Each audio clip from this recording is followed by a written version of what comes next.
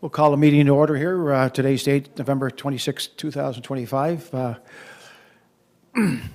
First of all, I'd like to acknowledge the land upon us, which we gather is the unceded territory of the Mi'kmaq, and we pay our respects to the indigenous Mi'kmaq people of this territory, past, present, and future. And before we go down, the next one is a declaration of conflict of interest. I know we're going to have a couple of councillors who are going to join us a little late here into our meeting. So there's declaration of conflict of interest. Anybody here? Councillor McDonald, Jackson? Councillor Cox? Anyways, so we'll get first of all approval agenda. I just need a motion to approve the agenda. Moved by Councillor McDonald, second by Jody Jackson. All in favor? Aye. Aye. Okay. So we'll move down to infrastructure. Due to this special council meeting, we're going to have the Waterfront Pavilion Center Design and Build Services. So we're looking at the resolution. I think Councillor Jody Jackson, the co-chair of infrastructure, is going to read that resolution now. Thank you, Your Worship. So this is Town of Stratford Resolution number INC 009-2025, Waterfront Pavilion Center Design and Build Services. Coming from the Infrastructure Committee and moved by myself, I guess.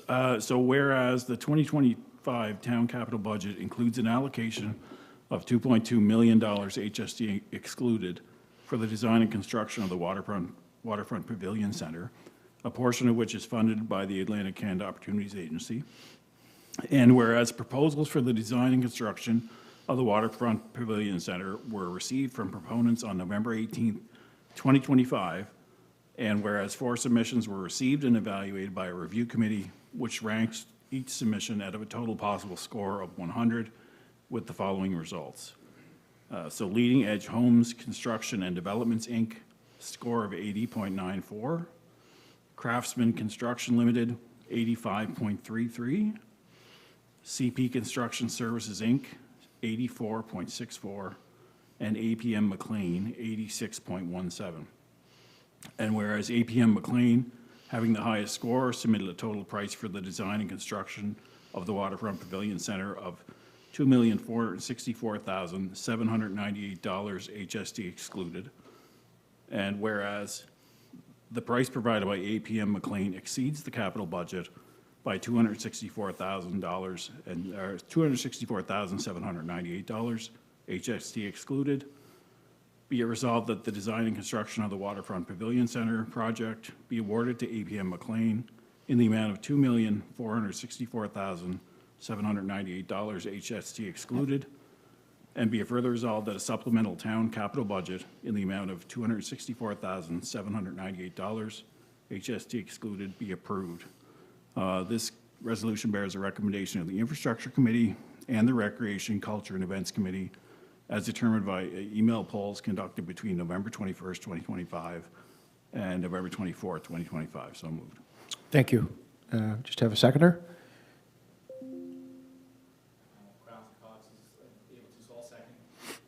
Okay. Discussion. Okay. Maybe any questions? I might lean on Carter or Jeannie. I do have a few questions. Yeah. Okay.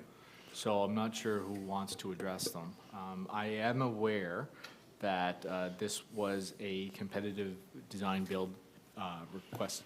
Just wondering if it might be helpful to maybe, there's a little bit of attachments there in presentation on the actual building and location and some of the information we looked at. So before Yes, absolutely. maybe just a little presentation from our project manager on it before we get into the heavy discussion. That makes just sense. wondering if that'll be okay. Yep. Yeah, I think that makes sense. Okay. Sounds great. Thank you. That's great. Thank you.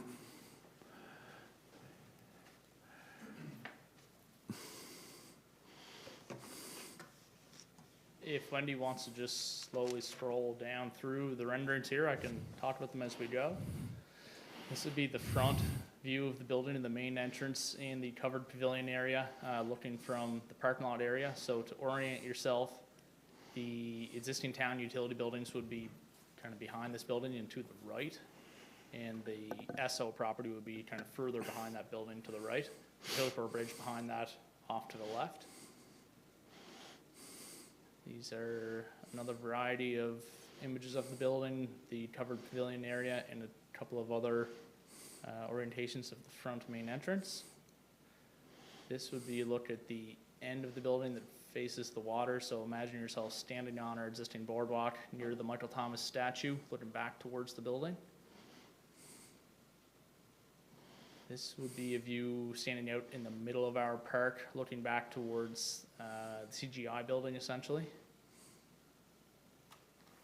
And just a closer view of the covered pavilion. This would be your interior event area. You're looking out kind of towards the Charlottetown waterfront in that image. This would be your flexible meeting space, boardroom space, kind of office workstation. I wouldn't say workstation, more of a flexible meeting space. Bathrooms. There are bathrooms accessible from the interior and the exterior, as you'll see here on the floor plan in a moment. This is your general site plan, a driveway extending off of our existing lift station driveway at 10 Stratford Road. The small parking area, main entrance to the building, the covered pavilion area you'll see off to the left in this orientation, and your open patio area, construction north of the building. The Michael Thomas turnaround you can see there on your left.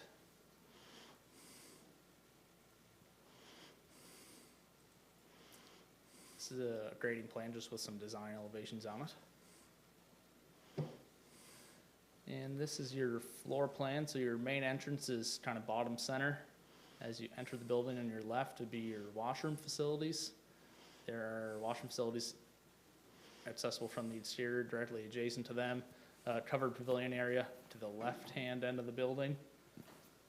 Your kind of main event area with the tables shown in the center of the building. The bottom right is your flexible meeting space. There's a janitor closet there, storage room, commercial kitchen with storage and an exterior door attached to that storage area. A walk-in cooler attached to your commercial kitchen and your service area, and there's a service counter there as well.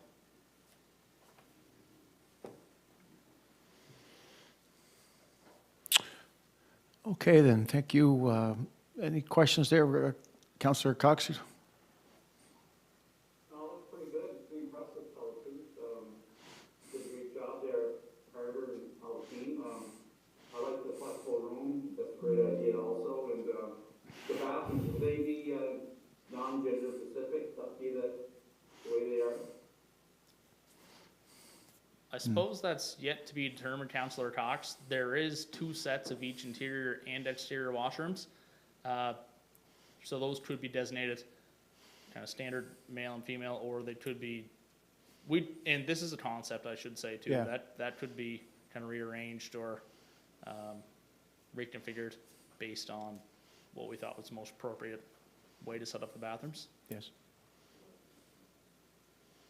Okay, no, looks really good. Councillor Jackson, anything? Any questions? So, Mr. Livingston, you're up at the microphone, so I do have a few questions for you about some of the process around how the so-called high bidder or highest scoring bid or tender was achieved. So I understand that there had been a process implemented by the town.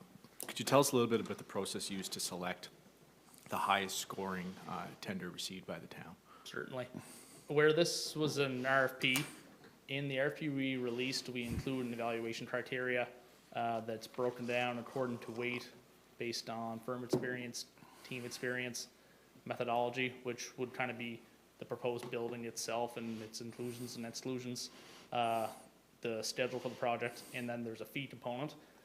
We use a 2-envelope system whereby the review committee evaluates each proposal based on the technical submission, which would be your team, firm, methodology, and schedule. Assign all your technical scores, combine them, take the average. We'll discuss them, ensure kind of everyone's on the same page, and then open up the fee component for each proposal once the technical scores have been solidified. And the low proposer receives the maximum fee which is 10 points in this case for the fee component, and the other proponents are prorated for their fee score from there, kind of accordingly based on the fee spread. And so I understand that in addition to the fee, on the first pass of it, there was the experience of the firm, the team experience, the methodology, the project schedule. And I'm wondering, how does design fit into that scoring rubric, I guess? Or what would it be under? Or is that a separate component that I'm not aware of? Sorry. No, that would fall under methodology. Okay. Okay. So the methodology section, in each of these sections has a few points, kind of, that further explains it a little bit, that is included in the RFP. Okay. So under methodology, we would have compliance of the proposed building site to the requirements of the RFP, quality of the design concept, allocation of fixtures and finishes, completeness and clarity of the proposed building. Okay. That's where we kind of evaluate the design based on those parameters. All right. And then I understand that there's under the project schedule, and I understand that the spread among all of these tenders was rather narrow. The margin between, I guess, the highest score and the next highest score was very small, I understand. And one of the biggest variances between the two designs in terms of the scoring was on the schedule. So what I'm wondering, Mr. Livingston, if you can articulate, like, in terms of the winning, or I shouldn't say the winning, but the highest scoring bid, what was it about that schedule that allowed it to have a score of, from what I understand, of 17.33? What is it about that was attractive, I guess, in terms of its scoring value? When we're scoring the technical submissions and the schedule component particularly, we're looking at allocation of resources. We're looking at existing work that the contractor has on their capacity, detail in the schedule, whether or not their milestones are meeting the milestones we proposed in the RFP, whether or not those milestones kind of fully match what we've described that we want to see at those milestones. So proposals that include lots of detail, and they talk about the ability of the firm to bring in additional resources should some schedule impact occur in the middle of the project. Those types of things tend to score higher on the schedule component than would a firm who doesn't necessarily have that ability to take in additional resources as required, perhaps doesn't provide the detail that gives us the confidence in the schedule that we might be looking for.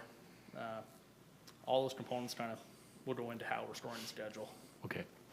All right, thank you. I don't know if any of my fellow counselors have any questions for Mr. Livingston or any of our staff on the methodology used to score these proposals. I just got to ask one question. That Councillor Dowling has joined us. There's no conflict of interest.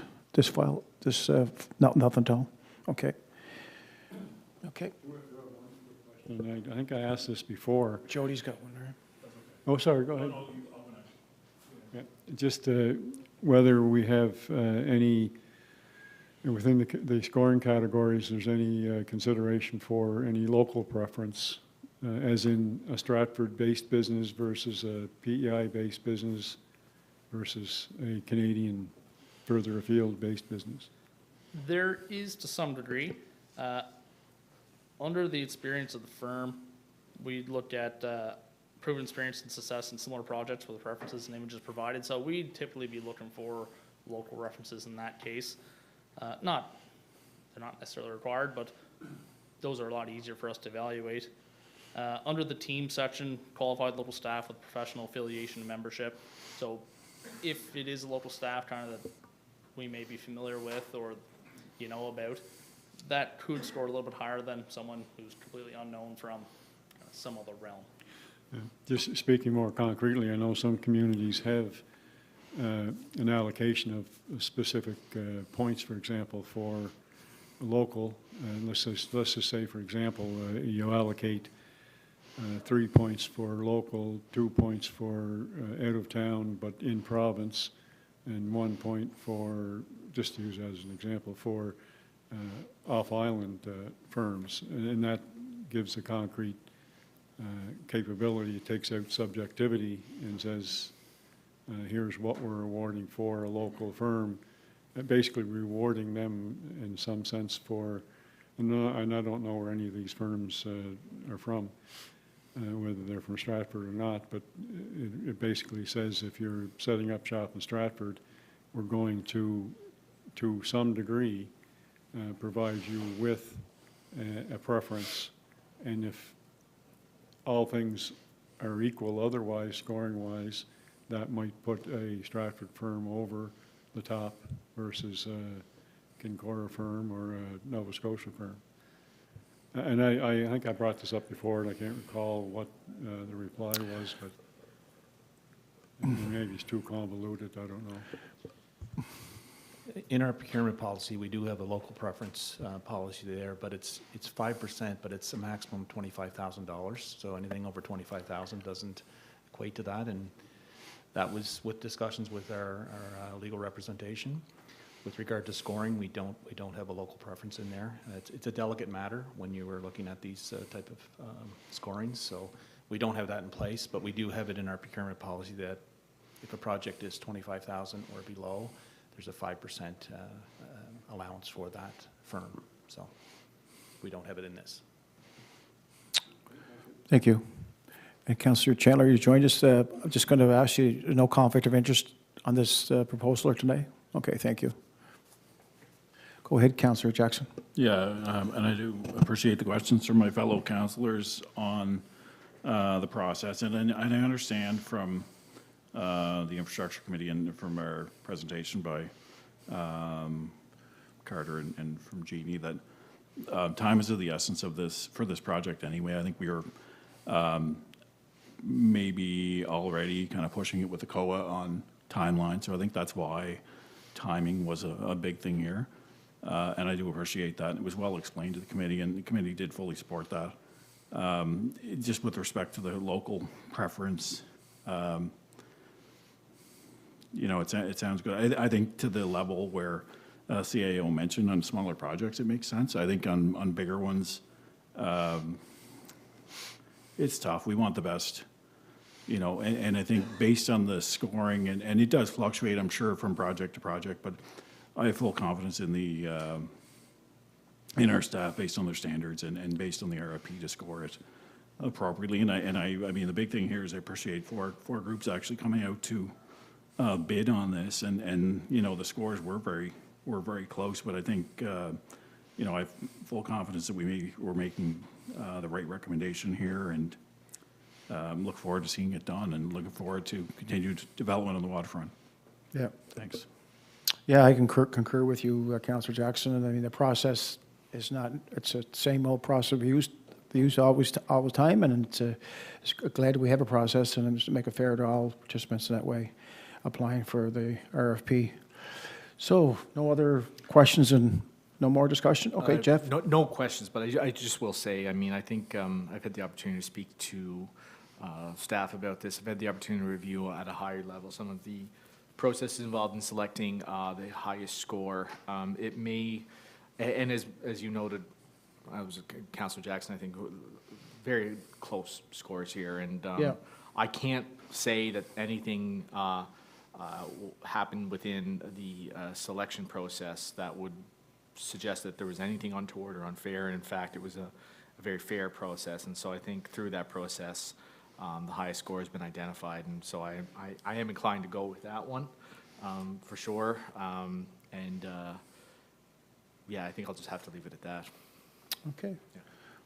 Yeah, just one last thing on, you know, this being, I was looking for a supplemental capital budget. I think still, you know, from the committee discussion and looking at the costs of things these days, I think we're still in a really good position here, and we're thankful for ACOA to make the investment with us in our waterfront, and I know that wasn't easy. It's taken some time to do that, so with it being a little bit more, if we did it 5 years from now, it's only going to be exponentially more. So I you know, fully support the additional budget as well. Yeah, kudos to everybody involved, planning with the infrastructure and so on, and Carter and Jeannie. and Jeremy at, you know, how important the waterfront development is, and moving forward with this pavilion. I think the shovel's in the ground in April, maybe, next year, and, you know, it's and done by September, October, so it's gonna really look nice down to the waterfront, with the Michael Thomas boardwalk and so on, so it's just leaps and bounds here, but it's great moving forward. But anyways, so I'm just gonna ask for the vote, so all in favor? Aye. Any nays? Okay. Okay, that's it. I'm just looking for just a motion for adjourn. Motion by Councillor Jackson, adjourn. Thank you.